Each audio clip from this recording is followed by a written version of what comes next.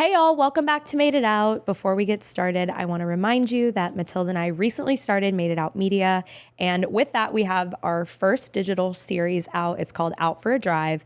It's kind of a cross between Cash Cab and Carpool Karaoke. So please go to YouTube, check that out. Okay, today I'm here with Caroline Blaike. She's a social worker, ASL interpreter, and dancer. We talk about working in nightlife, in sex work, some of the stigmas that come with it. We talk about overcoming horophobia and the shame with it, and how this all intersects with feminism. Okay, enjoy. You know how couples can tend to just drift apart over time? It's rarely ever one big fight. It's just life. It gets busy and distractions pile up, and slowly you just lose the connection that you had in the beginning. But that's where Paired comes in. It's the #1 couples app that helps you to improve your relationship. Practice making your relationship a priority every day with Paired. Head to paired.com/made to get a 7-day free trial and 25% off if you sign up for a subscription. That's paired.com/made to sign up today.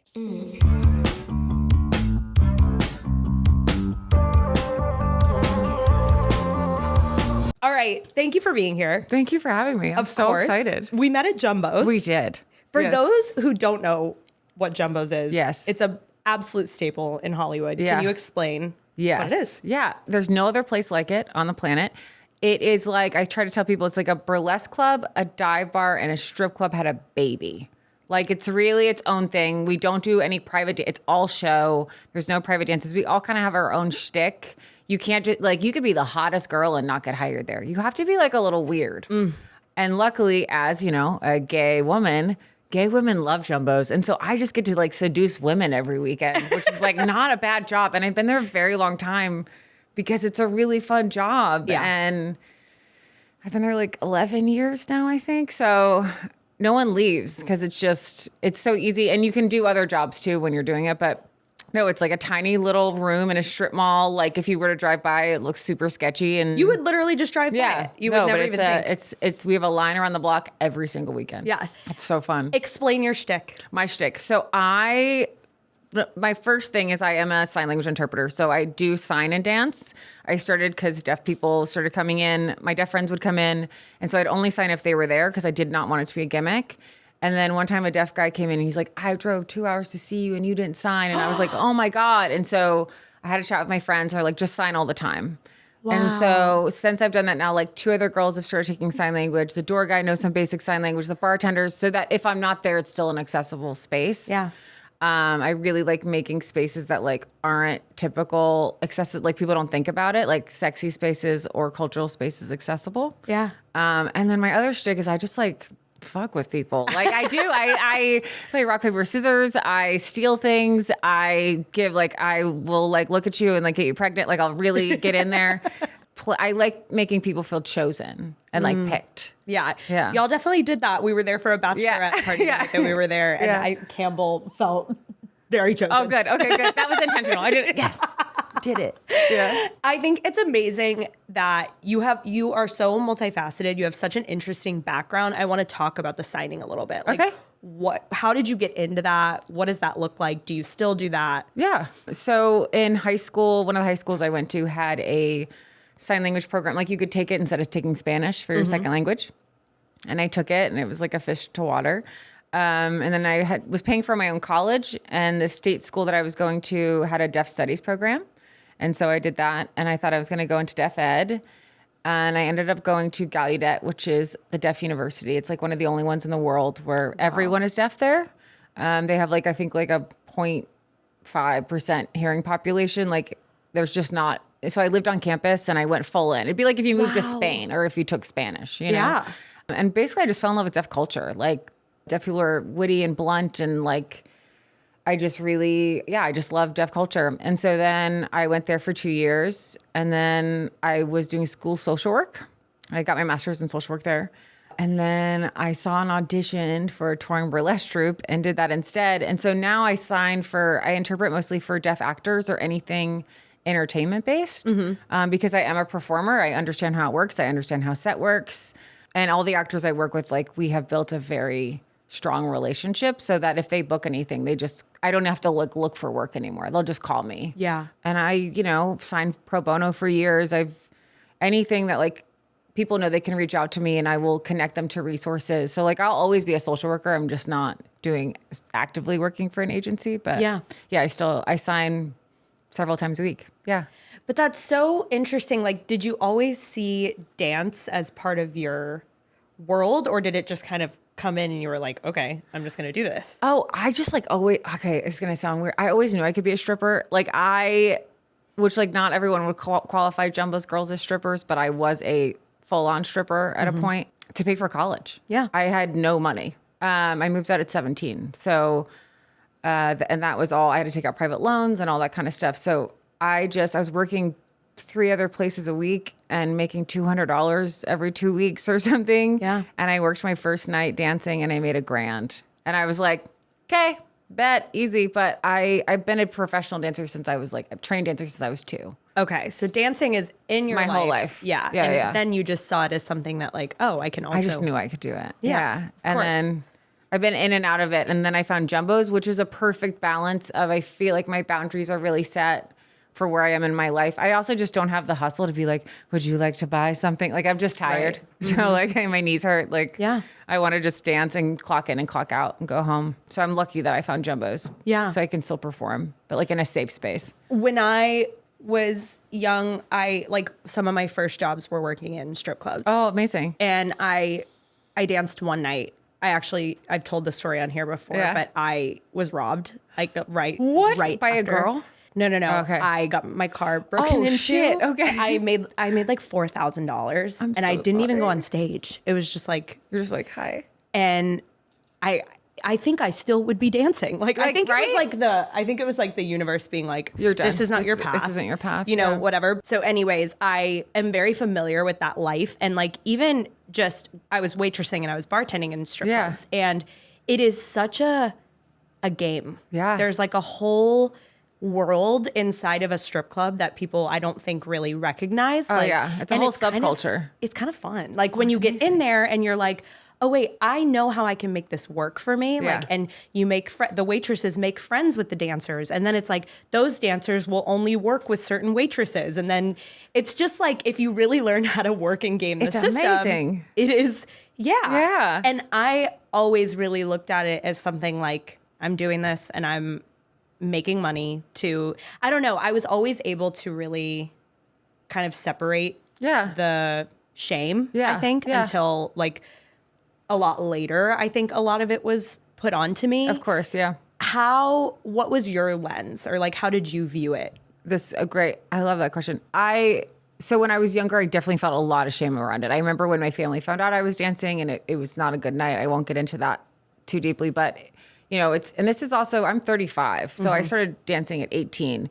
This is before like pole classes were everywhere and like hustlers, and like now it's kind of become a part of pop culture, so there is a little bit of it, but I mean, I definitely had a lot of shame around it. I remember people saying like, when you're dating someone, like, are you going to keep that a secret, or are you going to tell them you ever were a dancer? And like, I don't exactly remember. I think by the time I was working, I had just gone on tour with Black Heart Burlesque, and I was opening for like Queens of the Stone Age. I was selling out I was performing at the Forum and like House of Blues, but I was performing like half naked. And I remember people were trying to shame me for it. And I just was like, I don't understand. Like if Lady Gaga can be half naked and I'm performing like on a main, very public stage, and I'm still being shamed for it. And so I just, there was a weird switch where I was like, fuck it. And I saw a video of this woman, and she's like 102 years old. Wow. She's like in hospice, and she was a jazz, like one of the Cotton Club dancers, and her caretakers found her old movies, which at the time, like, your father would disown you, no one would talk to you, you're a harlot, all these things. Wow. And seeing her face, watching herself dance in these little outfits at this, and like she was just dancing along, and it's like at some point everyone is going to die, and you should just do whatever you want. So yeah, it took a while, but now I'm so strong in it. Like if you try to shame me in any way, it's just not going to talk about ghosting. Like I will dip in a heartbeat. Not only do you have to tolerate my job, you have to celebrate my job. Like I won't even put up with like, oh, I'll deal with it, or I'll deal with it until then. Or a lot of people will start dating me and they'll think it's cool in the beginning. And then when they really develop feelings, they are like, so when are you going to retire? Like that's something that happens almost every single time I start dating someone. And so I've had to fight really hard to be like, that's something I just don't budge on. Wow. I like almost want to dance longer out of spite. Yeah. You know, it's like, I don't know. Dig your heels in. Yeah. It's an interesting question you proposed to, like the difference between a Lady Gaga and like, where is that line? When does it become not shameful? Yeah. And I think what's gross too is like, even when I'm talking about this, like a part of me twinges because why would that be like, because I'm opening for the Forum, I'm somehow better than the girl who's dancing in the dark club in whatever part of town. And that is rooted, which, you know, I think I dropped this word on you before, but like horophobia. Yes. Explain. Okay. So horophobia is basically the concept that women's worth is tied to their sexual value or their sexual history, right? Which is so dangerous. And even other women will slut shame or judge other women for their sexual history. And that is all rooted in patriarchy, white supremacy, and Puritanian culture. And so when you subscribe to that somehow a woman is of less value because of it's usually sexual things that have been done to her or that she chooses to do. And I find it fascinating that when a woman has agency over her own body and is actually choosing, I very much chose to dance. I had that privilege in that I chose to dance. Yes, I needed the money, but like not everyone has that. But a lot of people do. And I think a woman having agency over her own sexuality is one of the scariest things for our culture and something that people they're terrified of it. Because if you can't control our agency over our bodies, how are you going to control us? Right. So yeah, horophobia is basically the fear of or the discriminating against a person, but typically women, based on their sexual history.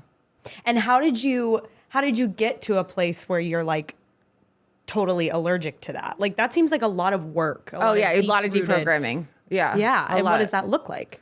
I think the number one thing is like, you know, in a lot of movies about dancers, they really show like the 5% or even sometimes the 1%, you know, drugs or people are crazy. Honestly, I have danced all over the United States. I've danced fully nude and I've danced everything in between. I've danced for professional, whatever. The girls that I have met along the way are the baddest, smartest bitches you've ever met in your life, to the point that it's almost hard to hang out with regular people, like civilians, because they're confident. They know who they are. They're fun. They're silly. They're in touch with their play. They're in touch with fantasy. They're all very intelligent. And I think being around other really strong women and like seeing all these amazing women like produce their own shows, or one just got their doctorate. Like we're all, you know, I have my master's degree. Like we all have our doing our thing while also being sexy. Yeah. Like, I don't know. It helps you. It definitely helps when you have that support system because it helps you shut out all the noise, which is just what that is, just noise. Yeah, it is interesting. Like I think there is such a stigma, or like people think they know what these girls or who these girls are. Yeah. And so it's interesting thinking about even some of the girls that I grew up with in the clubs, like how hardworking they are. They're great mothers. Yeah. They're like, you know, they're so resilient. Like, you know, maybe not all of them are going to school for, you know, the craziest things, but they're just making it. Yeah. And this is just how they're making it. And this is like the choice that they made, or like the circumstance that they were given. Yeah. And knowing those people and like having a close relationship with them, I actually think changes your mind a lot. Yes. Because you're like, wow, they're so cool. And I think it's weird too, because like, not that I understand. I'm right now, sadly, the only fully gay person that works at Jumbo's. There used to be more of us. I'm the only one left standing. But I not that I think it's okay, but like I understand when like boyfriends, because they're raised in patriarchy, get weird about their girlfriends dancing. I find it super fascinating that as a lesbian, other lesbians will kind of carry that same sentiment, which is like, again, rooted in patriarchy. It's not decentering men, and or when they have problems with dancers, or they would never date a dancer. Or, I mean, everyone is allowed to have their own boundaries, but I find it really fascinating that even in the queer community, like there's still horophobia and like there's still people get weird about it. Well, I think because some women view it as anti-feminism. 100%. Or anti-feminist. Which is crazy. Why is that crazy? Because true feminism is choice. I want to be supported in being completely naked or doing whatever I want with my body. I also support the woman that wants to be covered from head to toe and be a stay-at-home mother or, like the whole point of feminism is choice. Mm-hmm. So telling me that I'm disrespecting my body when I actually have agency over it and I'm very much in control, especially where I work, is actually like kind of condescending and infantilizing that I am not smart enough to make my own choices about my body or how I would like to present it or what I would like to do with it. Yeah. And people sell their body every day. Construction workers, military, like you all are selling your body. I get to have a little more fun while I do it. Like pluses and minuses. Yeah. Yeah. It's interesting. I would think I'm very much on the same page as you. Yeah, So it's very much like putting my mind in other people's, or like trying to put myself in other people's shoes. But I think it's this thing that people still think that it's like having to, is it succumb to the male gaze or like perform for the male gaze to then get something? Like, I think that's the argument. Is totally. That? No, and that makes total sense. And I fully acknowledge that I am very lucky in that because of where I work and, like, lesbians are there every single weekend. If you watch me dance, I am mostly talking and seducing women. So I'm very lucky in that I very much get to perform for the female gaze. Right. But I think even in this, like, I remember I used to follow the Republican convention, like up and down the East Coast. You go to like Myrtle Beach or follow like a golf tournament. Yeah. Right. You just like work at all the clubs there. I mean, I took all that money and I put it into getting like a master's in social work and I put it into queer causes. And I put it into so I could interpret for things pro bono. So like, yes, like we're all kind of like, what about the barista who has to like smile as like a man, as she like does customer service with a man at her job? Like, yes, it's not perfect, but I think it's actually just the same amount that any woman has to give in almost any other position that she's in. You have to kind of succumb to the male gaze or placate them in some way, Yeah, I'm doing it a little more like obviously, but I don't know. I kind of feel like queer Robin Hood. Like I'm like taking their money and then I'm like queer causes. Yeah, you still have to live within, like we still live within this context. Yeah. Like we live within what we live within and what you choose to do with that is. It's capitalism. Like what do you want? Like I live in Los Angeles, we all have to smile sometimes when we don't want to, You might not have to say like happy birthday as much, but I have to say it so much. That is hard. Some days you're just so tired or like, or I remember like my grandma passed or whatever and I had to go to work and I was like, happy birthday. Like, Yeah. Oh my God. What's your name? Amazing. Yeah. But in general, I'm usually genuinely happy to be there. And say happy birthday. Yeah. You know how couples can tend to just drift apart over time? It's rarely ever one big fight. It's just life. It gets busy and distractions pile up and slowly you just lose the connection that you had in the beginning. But that's where Paired comes in. It's the #1 couples app that helps you to improve your relationship. It just takes a couple of minutes each day, and it's curated by real relationship therapists. Paired uses expert-backed research to support making a lasting impact for couples during any phase. Okay, here's how it works. You and your partner download the app and you pair together. And every day, Paired sends you a 5-minute game or quiz or question designed to deepen your relationship. Answer on your own time. And once you're done, Paired will reveal your partner's answer so that you can have open, stress-free, honest conversations. Paired creates a safe space for hard conversations, and it helps you to rediscover each other and deepen the desire and closeness. Paired has helped Matilda and I work through some love language differences through a game called literally Love Languages, and it's been great for us. Practice making your relationship a priority every day with Paired. Head to paired.com/made to get a 7-day free trial and 25% off if you sign up for a subscription. That's paired.com/made to sign up today. What do you think the biggest misconception is that people have about your work? I think that people would assume that we would like cheat before other people.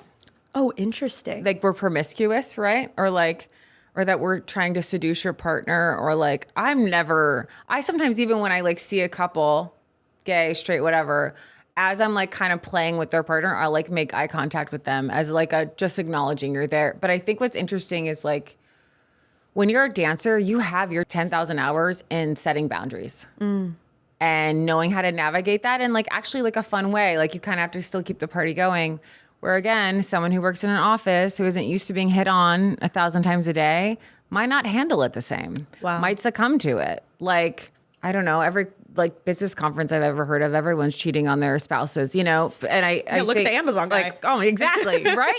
Oh my, no, oh no, we'll play. But so I think that's the misconception is that we're like overly promiscuous, which is so funny because as I'm doing my last dance, I can like picture my pajamas in my head. Like I'm already gone, or people are like, what are you doing after? Like we're wild party. I'm going home. I'm in my bed. I'm a gremlin. I'm a couch gremlin. I literally have like tent. I have an enclosure. I'm just eating Cheez-Its off my shirt. Like it's not like a sex party 24/7. Yeah. I'm very tired. Totally. Everything hurts. So I think it's the fact that we're like constantly being sexual all the time, which is we very much clock in and clock out, and that we're more promiscuous compared to other professions. I think even as like a bartender, as a bottle service Yeah. girl, when I was working nightlife, that was very much the Yeah, thing, you too. get it. It's like, Yeah. what are you doing after? As if we're gonna go to some like after party and Yeah. I'm gonna it's You're like I'm eating a burrito. Like what are you talking I'm gonna pick about? up McDonald's on Yeah, the way home and so I'm gonna excited. eat. And I think I got better with that with age. Yeah. Like I noticed I worked in nightlife. I kind of like was in and out of it in Yeah. my 20s and just depending on like the circumstance in my life. And I noticed every time I went back, I was better at it. Like Yeah. I was better Stronger at being in like, there. yeah. Yeah. And so much so to where I put up with a lot of shit. I worked at a family nightclub in my younger years Yeah. and situations where it's like, you know, your bosses are getting you really drunk and then telling you that they need to talk to you in the back room. And then you're in a weird situation and Yeah. you're cornered. And, you know, and I found myself in a lot of those situations in my younger Yeah. years. And now living in LA, I had another experience happen where I just was like, you know what? Enough is enough. Fuck you. Fuck Like I've you. grown Like, up. My yeah. boundaries have, you know, like I've been established and I don't need to deal with you anymore. And I Yeah. also think that comes with privilege and agency. And Of course. you know, I wasn't as much in a place where I was desperate for the money. And there's a lot that comes with that. Totally. But how do you think your boundaries have changed as you've done this for so many years? Oh my God. I mean, I used to just be like, okay, like the amount of I should be dead. Like the amount of situations I put myself in. I think luckily I had like a little protection glow around me, but no, I very much used to be a people pleaser. I very much just wanted everyone to be happy. And I genuinely needed the money. Yep. Very badly. And so I would do a lot of things that cross my boundaries or, you know, let a boss kind of put me in an uncomfortable situation. But even out here, like I was dancing at a very fancy hotel. Mm-hmm. It's a very like celebrities love it. Mm-hmm. And I was doing like a burlesque style dance with a live performer. And the owner of the hotel comes up to me after I'm done. So I'm done my contract. I've danced my 3 times. That's it. Mm-hmm. And he comes up and he's like, well, all the investors really like you. They want to see you dance again. And I was like, well, am I getting paid to dance again? You know, and then it was that weird thing where after I danced, they try to like kind of concubine me where they're like, here's this girl. And it was so, it was really fascinating that I feel like that moment in particular made something switch in my head where I was just like, no, this is free labor. Why am I giving you free labor? This is a service. Me being sexual and seductive is a service. That is my job, to seduce people for money. You don't go to like Target and try to get something for free. You don't go try to get your hair done for free. I'm not going to seduce you for free unless I like you. unless I have a crush on you. Yeah. And then I'll be weird and bad at it. Yeah. Did that answer your question? Yeah, Okay. it does. Okay. I think there was like, I can remember moments in certain clubs where it was like you would be touched in a certain way and you would. You're just like freezing?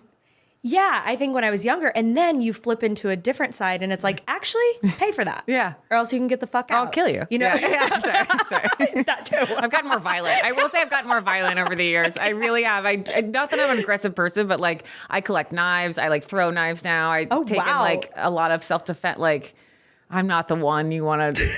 I have gotten I mean, scarier. as men get scarier, we have to get. You scarier have to. also. It's 2025. Get scarier. Yeah. Recently, I went to go get gas. And as I was walking to the attendant, these two men like kind of flanked me. Like one got in front, one got in behind. Fuck. This is like a couple days ago.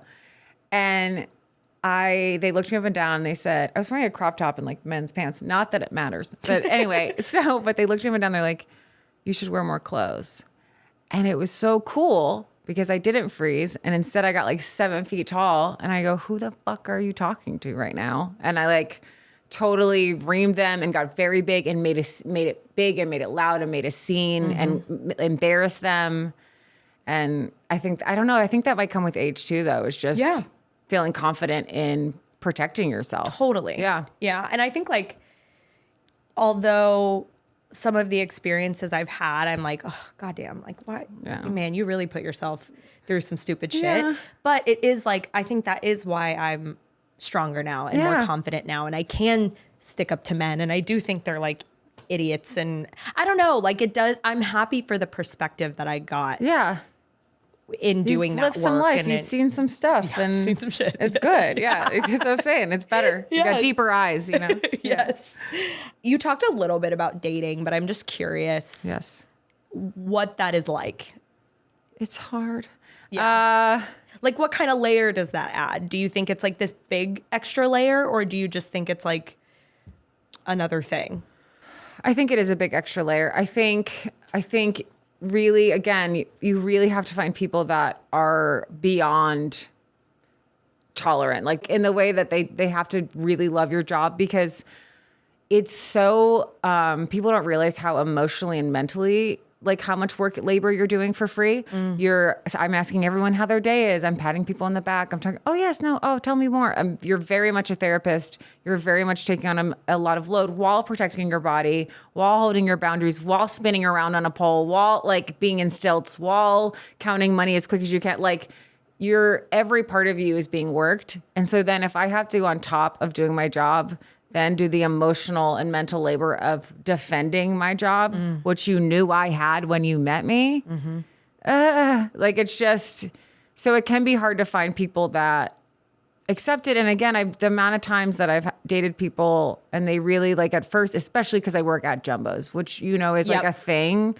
They think it's so cool and they can't wait to tell everyone they're sleeping with a Jumbo's dancer or they're dating a Jumbo's dancer and da da da da da. And then there's a point where you know, they get uncomfortable or they see how other people behave towards me. Like, it's kind of hard for me to go to lesbian events. Oh, interesting. Not that I'm like anyone that big or not that I'm not a celebrity in that, you know, or anything like that. But I think because I am so naked at work and because I make people feel chosen, when they see me out in regular life or like at a lesbian thing, they think they're going to get that same kind of interaction, or they will get very excited, or they think they'll come up and like kind of touch me or hug me. You know, they're like, and they're like, I knew you were gay or whatever. And they get all kind of intense. And also a lot of times I'm not public about who I'm dating because I am seducing people for money and there is a game that's being played.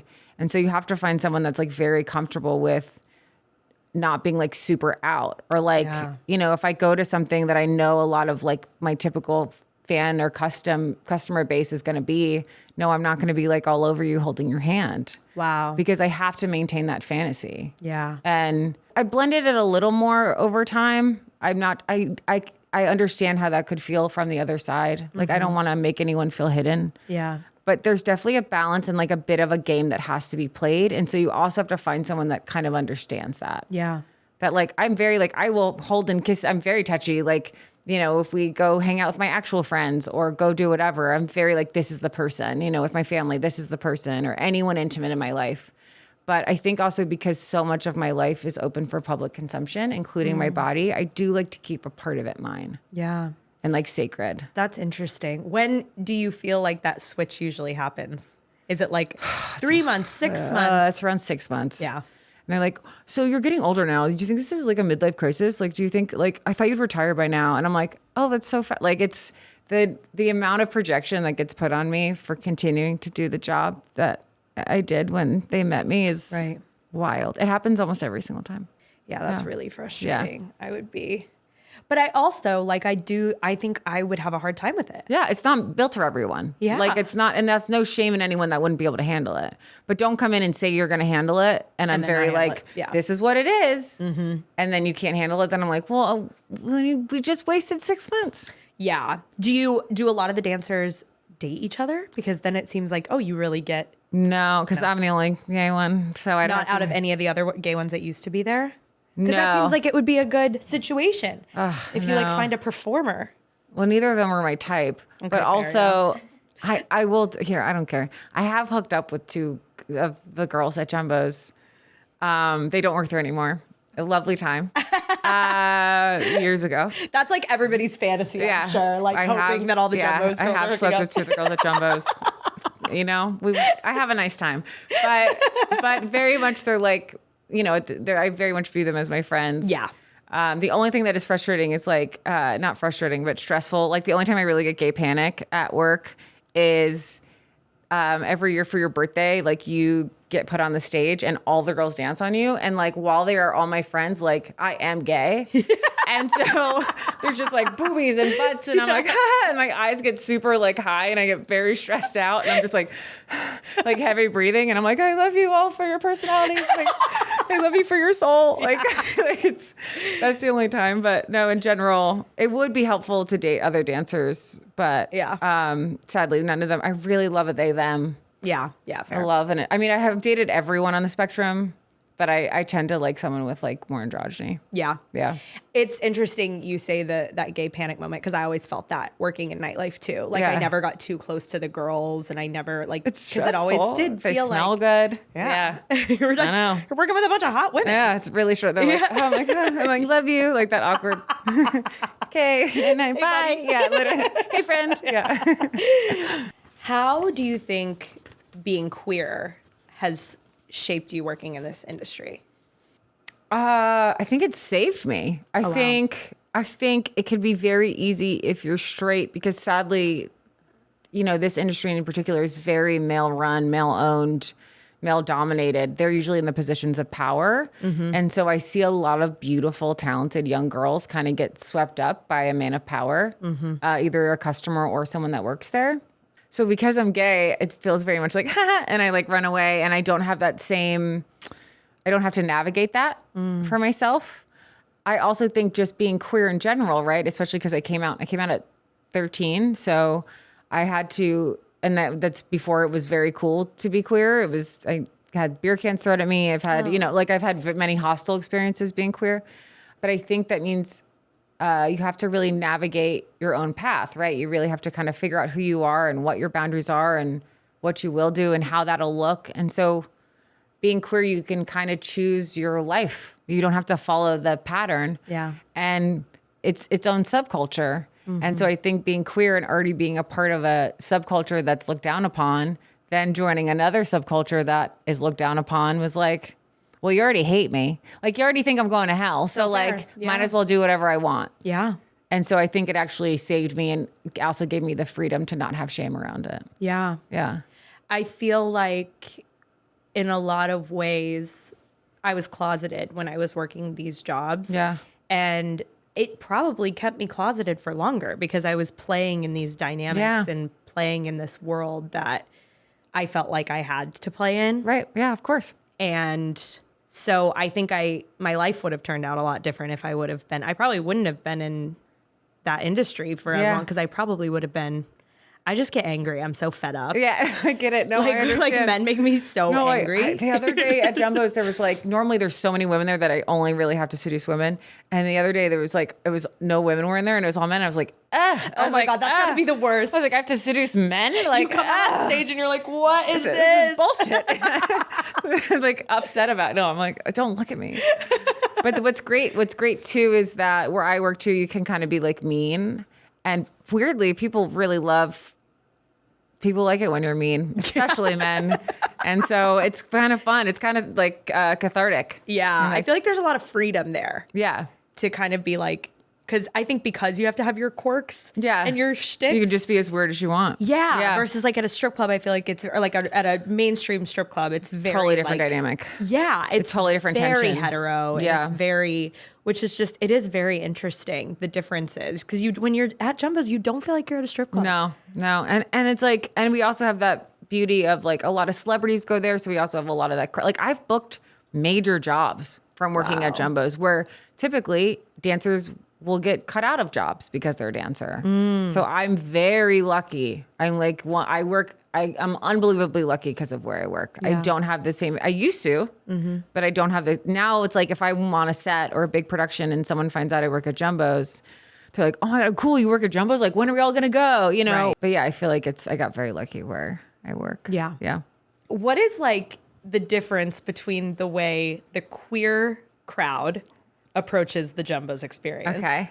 And how like even the straight women and I like have the big straight thoughts about men. that. Okay, yay. Tell me. Oh, I'm excited. Yeah. Thank you for asking me this question. Okay. So gay women, even though they make, less money than men most of the time, do kind of, especially ones that come to Jumbo's, do kind of understand what it is. They very much throw money while you dance. They're like excited to be there. They make a lot of eye contact. And they also usually get pretty protective about us. Like they get pretty like, if they see other people kind of like crossing a boundary, they like kind of puff up. It's really, I really love when lesbians come in. I'm just, besides the fact that, for my own selfish reasons, I also just, they're one of my favorite customers. And like, while like, let's say it's a room completely full of lesbians, you might not make as much money as if it was completely full of men just because of the wage gap. But the vibe's going to be way better and you're going to feel like much more appreciated. This is going to sound so terrible. I actually would prefer to dance for men than straight women. Okay. Because two things. Straight women, when they come in, are so used to not having to pay for they're like the thing to look at, or they're the entertainment, or they don't pay for it. The man does. And so they'll come in gaggles of groups and I'll stand in the corner and like assume that they don't have to financially contribute. And they also are touchier than any demographic. They're they curious. try to put money in my boobs. They try to, and then it's also that like, oh yeah, well, my boyfriend, and I think you're hot. Like, you're like, oh, okay. Yeah. Can't wait to go home with you and your crusty boyfriend. Like, there's a lot of assumptions. They assume that because I'm a dancer that I would be open to anything. They assume that because I'm a dancer, I want to kiss or make out with them. They assume that because I'm a dancer, they don't have to pay me. They assume that I want to take their man. There's like so many assumptions. I can tell you who's gay and who's straight in a second. Yeah. I could look someone up and down and be like, little gay. Like, I know. I have great gaydar. Well, and that's like a curious thing too, because I bet a lot of the women that go in there, it's like repressed sexuality. I have been a few people's gay awakening. I love that. Which I'm I'm sure honored. it's more than a few. I'm sure honored it's more about than you it. think it is too. Well, someone wrote a movie about it. What? Yeah, this is the most narcissistic thing ever. I'm so sorry. Someone wrote a movie called Caroline, and it's a queer film, and it's about like a conservative girl that goes to Jumbo's for the first time and sees me dance, and Is it out? it's coming out at the end of August. Yeah. They hit me up to ask me if they could do it, and I just was like, "Who's playing me?" And they're like, "We're auditioning people," and I was like, "Well, can I?" So I'm playing myself in it. Because I just was like, I want to be in control of the narrative. But yeah, I like seduce her in the bathroom, which that's made up. That's just to add a little, to be very clear, that's made up. I have to like stop people from trying to make out in the bathroom. You're like, ma'am, it's a family establishment. Yeah, but Wow. yeah. So I feel very honored when people tell me that, or they'll come up and they'll be like, you've no idea. And I'm like, that makes me so happy. It's really interesting to me because I do feel like there's a liberation in queerness, like a sexual liberation. Yeah. It's just like inherent, I think, Yeah. when you have to do the work to come out and kind of go through the coming out process. Yeah. It is so liberating. And I feel like a lot of straight women don't get that experience because they're not forced into that experience.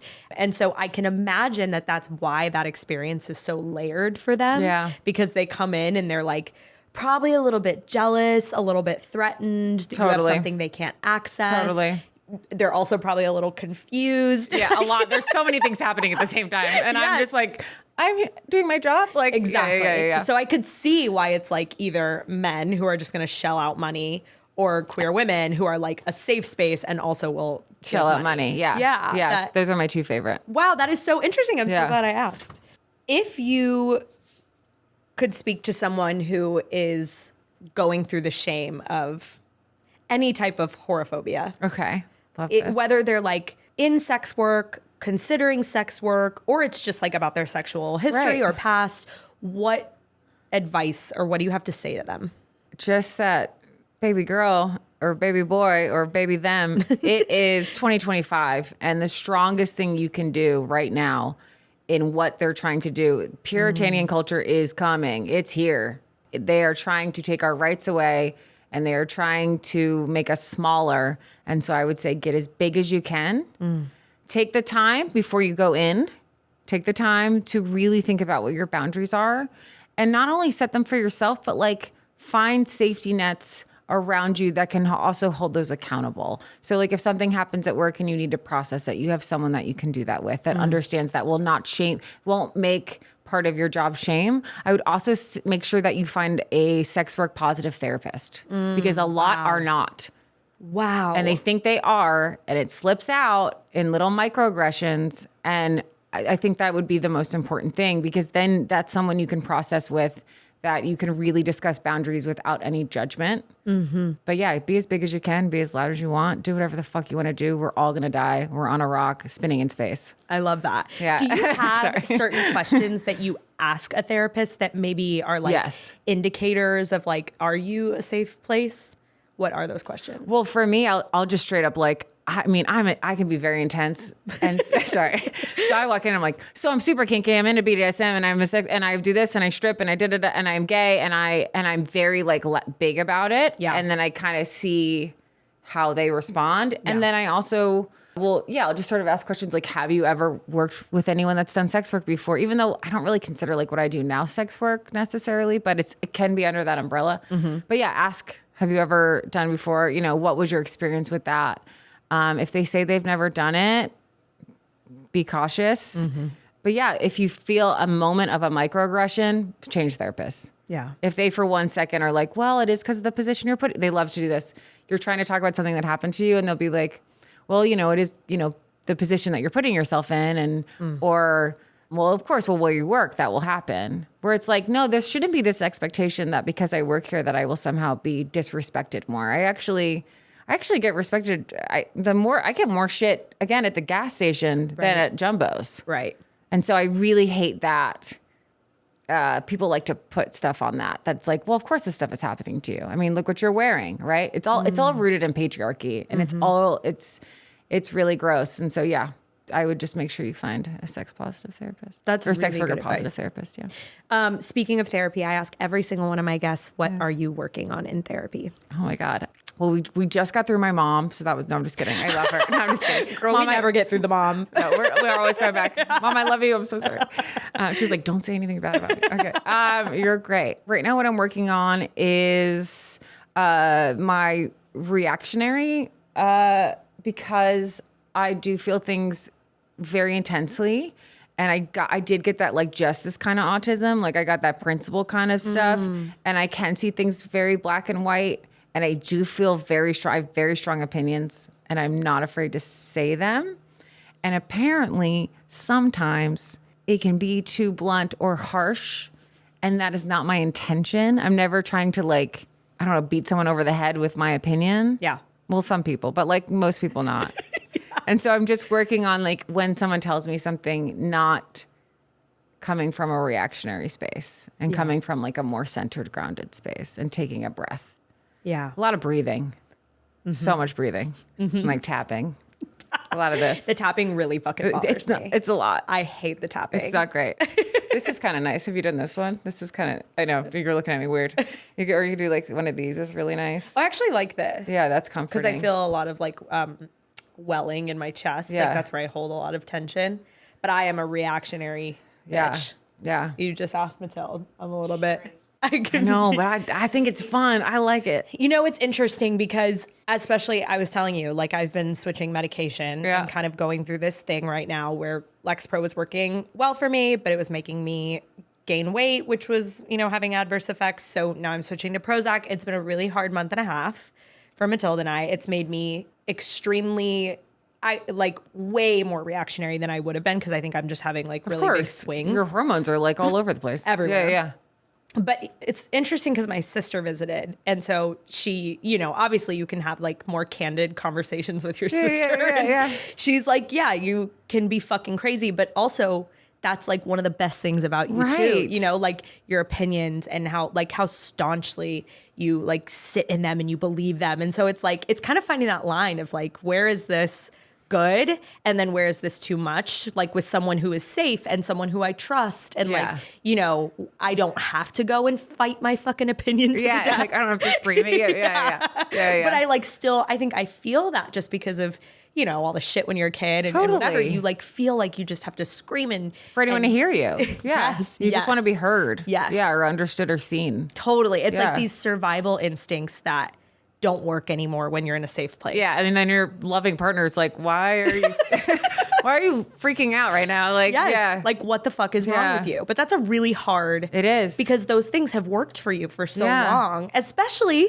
in the environments that we're talking 100%. about. Like you had to really fight to become that way, and become so boundaried and opinionated and whatever. And then in a safe place, it's like, wait, but this is what I worked so hard to be. Like, this is what I've worked so hard to become. So it's kind of this like pendulum. It's really hard. Yeah. It's hard. Well, I also think that recently someone told me that I was terrifying or that I was very scary. And I walked away like, because at one point everyone's like, she's the nicest girl I ever met. I think it's like the sign language. People like to like saint me up, which is not true. I've done very bad things, but also good things. Whatever. We're all doing our best. But I think being scary as a woman right now in this time period is one of the best things you can be. Like they should be afraid of us. They should be more afraid of us. But again, it's that sometimes I have trouble navigating when I'm in a safe space to be soft. Yeah. And so that is really hard. You're right, to find that pendulum swing because I want both. I don't want to temper myself so down that I'm not scary to the general world. Right. But yeah, I want to be nice to people that care about me. Yes. Yeah. I really appreciate that perspective. It's helping me talk through some of my current I'm shit. so glad. So thank you. Okay, good. Okay, we play a game. Okay. It's called You Holler, You Ghost. Okay. So it's like red flag, green flag. Okay, this is fun. She's perfect in every way except this one like quirk. Okay. She's from Switzerland. And when she orgasms, she yodels. Oh, U-Haul. Like just for Switzerland's like healthcare. Like what are you talking about? Like, let's go. Like I'll yodel. That's fine. Like, wait, I get don't citizenship. care. Have you seen Switzerland's benefits of living there? It's amazing. Let's yodel all the way there, I don't care at all. Let's go. When I was on Rye, I like sent it. Like I was like only looking at people internationally for a second, like just to like try to get that visa. Hey, yeah. Sorry. Matilda's Portuguese and French. Yeah. See, you're smart. Smart. Okay. She has a cat that's named after her ex. Okay. Ghost, because why are you naming the cat isn't the problem. Why are you naming the cat after the ex? That's what if they weird. named it when they're together? Like they thought it was funny. That feels weirder. I don't know. That feels narcissistic. Yeah, it does feel kind of vain. Like, all right. So I don't know. That freaks me out. That's fair. Yeah, no. Okay. Ghost. What if she insists on driving, doesn't let you drive, but she drives really slowly? She drives slowly. Slowly. Oh, ghost. I like the first part, and then it got really bad because I'm like my ADHD could not handle it. No. Okay. Yeah, ghost. This one does not bother me. I'm actually the person that drives really slowly. Okay. I'm just chilling. I love being driven around. Like that's fine. I'm a wonderful passenger princess. I can also drive, but like that's great. You want to drive? Hot. Open my door. Love it. Matilda will not let me drive. Is it because you're slow? Driver. Yeah. But it's like I'm just chilling. I'm just like, we're fine. Where are you trying to go? Like, we're fine. We're in traffic. Why are you trying to? She's like, see, I have a question. Bobbing. Because I was talking to someone else about this. When you're driving, do you have thoughts in your head or are you just like clear? Like, are you just like, like humming? I think both. I think I'm just You're just vibing. I'm literally just vibing. I love but that. I'm also like the kind of person that like, I like things that slow me down. I love yoga. I love to meditate. I love to just Healthy. sit in a park. Like I'm good. So sitting in a car, I'm just like, oh, this is great. Like, what can I think about? What can I do in here? Yeah. Yeah, no, that checks out. That makes sense. What is it for you? I have like 18 tabs open at all times. Oh, yeah. So when I'm driving, I'm like, get out of the way. Like I have some, like I should be. I'm chill on like a long like road trip. Okay. Where there isn't like an immediate place. But point A to point B. Let's get there. I'm like blasting rap music. And my car is like I don't know if I can cuss, but like a fuckboy car. What do you drive? I drive a 350Z Nissan black convertible with gold rims. Oh my God. I literally had a guy in high school who lived down the street. He was 4 years old. I was like, he had just graduated and I was like a sophomore. Yeah. And I was 15 years old and I stole my dad's car while he was out of town. Oh my God. And I had this guy who drove the 350Z come and pull my dad's car out of the garage so that I didn't hit gangster. I love it. I see. But that's CJ. He drove the 350Z. Yeah, you're good. But like people expect to see like a 15-year-old with a fake earring, and it's like a 35-year-old lesbian doing her very best, just like trying to get to work. Thank you so much for being here. Can you tell people where to find you? Oh yeah, when to come see you at Jumbo's? Yeah, come in. The schedule changes every week, so go to Jumbo's official Instagram. Jumbo's Clown Room Official. And then my Instagram is the Blaike, THE.BLAIKE. That's for extra. I'm also on TikTok under Caroline Blaike. I have a website. I teach a dance class called Audacity. You can look up Audacity LA. I live around Hollywood. Come see me walk around. I don't know. I'm in a crop top usually. I don't know. Where can people find me? Gelson's. Yeah. Thank y'all for listening to today's episode. As always, help us spread the gay agenda by writing an Apple review, rating us on Spotify, and sharing with everyone you've ever met. And if you haven't yet, join our subscription community, Made It In, for exclusive Made It Out media shows, content, and chat rooms at madeitout.supercast.com. Made It Out is produced by Matilda Jordan and worked on solely by lesbians. My wrist, tied in lace, her mouth, a velvet warning. I come like a curse.